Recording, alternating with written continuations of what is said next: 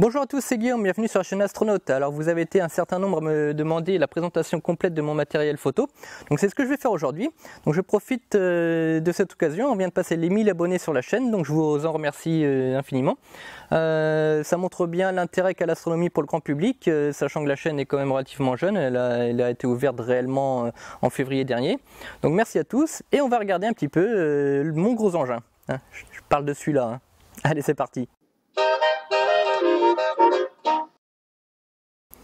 Alors voici en détail la caméra, donc c'est une caméra de chez Atik, c'est une marque qui fait des caméras relativement bonnes et aussi très bon en rapport qualité-prix. Donc c'est une caméra thermorégulée qui régule à moins 25 de la température extérieure. En règle générale, moi je l'utilise à moins 15 degrés au niveau du capteur ou moins 5. Tout dépend si je fais de la photo en été ou en hiver.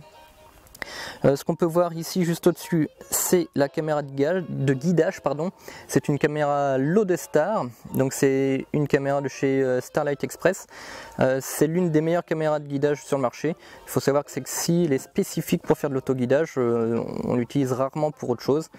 Et elle est montée ici sur la roue à filtre mini, alors c'est une mini roue à filtre 5 filtres avec un diviseur optique intégré.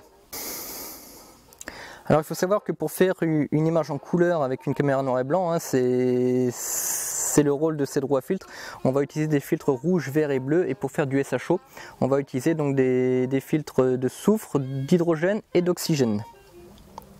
Alors le télescope, lui, c'est un Newton 200 mm f4, donc de 800 mm de focale. C'est un télescope de chez Télescope Service, auquel j'ai modifié le porte-oculaire. Donc c'est un porte-oculaire, j'ai complètement, je vais pas modifier, je l'ai complètement changé même. Donc j'y ai installé un JMI, donc qui est très robuste, très rigide, et c'est très important en photo. Alors pour installer ce porte-oculaire, j'ai dû réaliser une petite bague en carbone. Je vous montrerai les photos si je les ai, directement sur le tube. Donc bon, je l'ai moulé par rapport au tube et par rapport à la bague de fixation, parce qu'il y avait un jour en dessous. Donc là j'ai quand même mis un scotch noir, mais voilà, il n'y a pas forcément l'utilité, mais c'est par sécurité. Car il faut savoir, la moindre lumière parasite des fois peuvent venir nous gêner sur nos photos.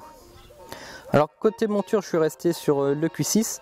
À la base, il est équipé de moteurs à engrenage. Donc moi j'ai changé avec le kit Rovan, donc c'est un kit à courroie. Et l'erreur périodique a diminué de bien 2. Franchement, c'est un très bon kit que je recommande vraiment.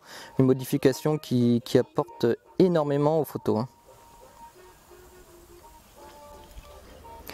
Alors bien entendu, j'utilise un système de focalisation automatique. Donc ici c'est un robot focus, ce n'est pas le meilleur du marché, mais il permet une connexion sur ce qu'on verra tout à l'heure, le boîtier qui est en haut là, et une utilisation très simple sur l'informatique pour faire de la photo en automatique avec des logiciels tels que Prism que j'utilise.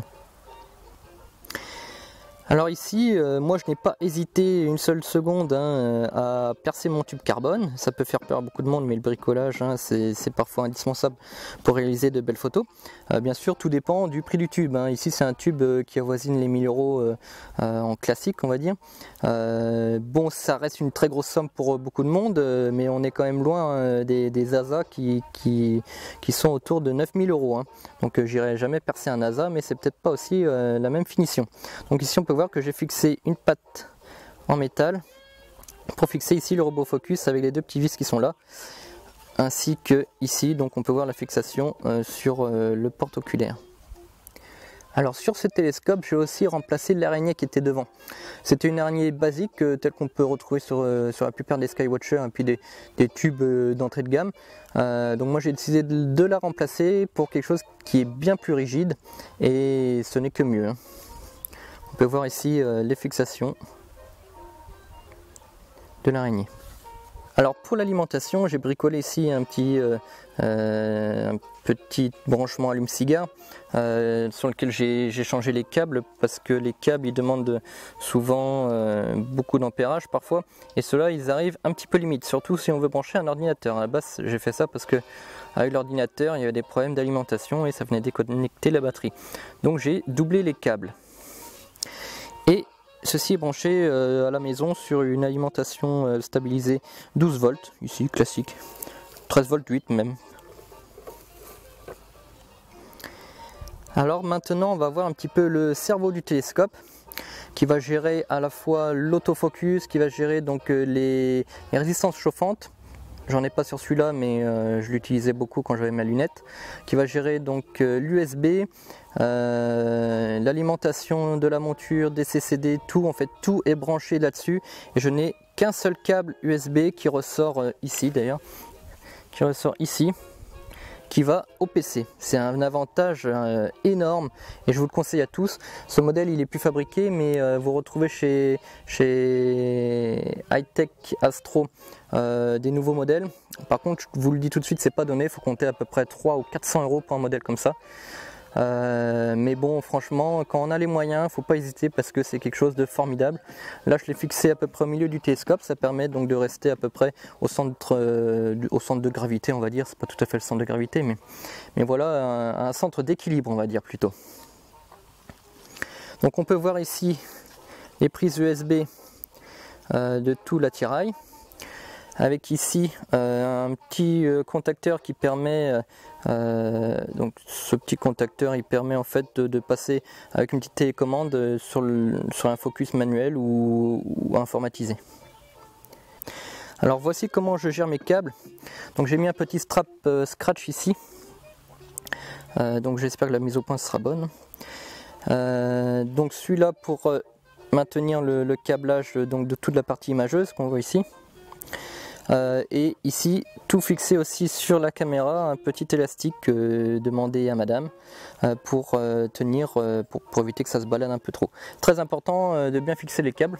Il n'y a qu'un endroit que j'ai laissé libre, c'est ici, toute la partie ici, tout simplement parce qu'il faut toujours garder un peu de jeu parce que la monture bien sûr elle va bouger, le télescope il va tourner, donc si on arrive à bout de course des câbles, bah, ça va tirer dessus, ça peut créer des dégâts. Donc voilà, donc sinon sur la monture c'est refixé. En bas ici on peut voir et ici aussi, voilà on peut voir ces parties là.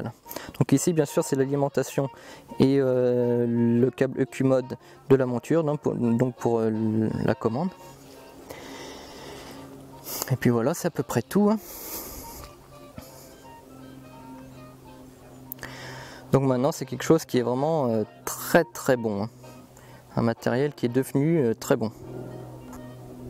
Alors que dire de plus pour terminer sur cette vidéo? Eh bien je vais parler rapidement de la caméra. C'est une caméra donc CCD, c'est pas un CMOS comme on va retrouver de plus en plus maintenant. C'est une technologie un peu plus vieille mais qui était jusqu'à présent meilleure que le CMOS. Le CMOS récupère un petit peu son retard. Mais le CCD a toujours l'avantage de pouvoir faire du binning. Donc la Loadstar et la caméra TIC ce sont des CCD. On peut utiliser le binning. Alors pour ceux qui ne le savent pas, le binning c'est tout simplement un regroupage des pixels de la caméra. Donc bin 2 c'est 2 x 2, donc ça fait 4 pixels, 3 x 3, 9. Donc on va regrouper comme ça les pixels pour gagner en sensibilité. À chaque fois on va multiplier la sensibilité par 2, par 3, etc.